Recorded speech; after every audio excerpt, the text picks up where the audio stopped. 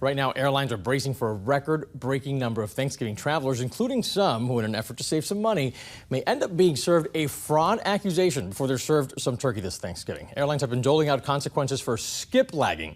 What is it? Katie Nastro here to explain tonight. She's a travel expert with Going.com, formerly Scott's Cheap Flights. Your website suggests skiplagging as a way to beat the airlines and save. What is it? How does it work?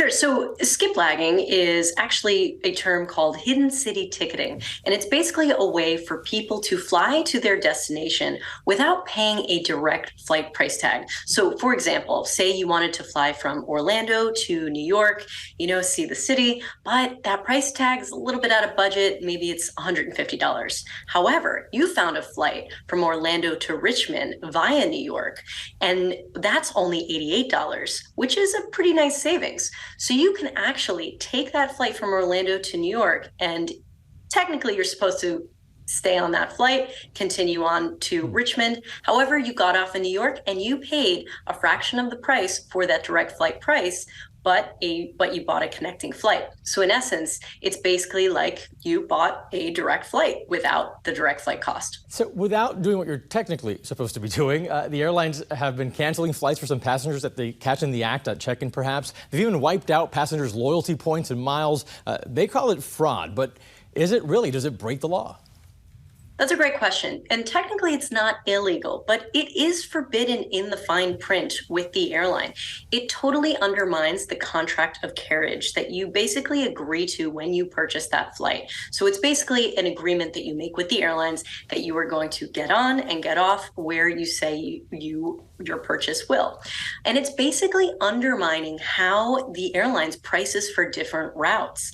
And, additionally, they're losing money from a seat that they could have potentially sold knowing that you weren't, in fact, going to take that second flight. So it's a missed opportunity for them. Yeah, I get that. I mean, this isn't for everyone. For example, I love this. I saw this on your website. It says to pull this off, you should only travel with a backpack. For many people, that's a big problem. Why is that? And what else should we know if we're willing to take the risk and potentially get caught by trying it? Yeah, well, it is not for the novice traveler. It is definitely for someone who has traveled, once or twice, but you shouldn't be doing this multiple times a year, maybe once in a while, every few years. You don't want to tell anybody you're doing this, especially the airline, because again, like you had mentioned, they could cancel your entire ticket. And you don't want to check a bag as well. Like you mentioned, that bag gets checked to your final destination. And so you wouldn't be able to collect it at your connection because the airline doesn't know that that's actually your final connection. Yeah, as well as this only works for one ways. A return ticket will not work. And that's because if you skip that first flight, don't get on that second flight, it cancels out your entire itinerary because you're counted as a no-show. So there's definitely things to remember. And again, it is while it's not illegal, it is definitely not for the person that travels once in a while. And your bag could end up in Cincinnati if you're headed to Miami. Hey, but people will jump through some hoops to save some money. Katie Nastro, thanks so much. Thank you for having me.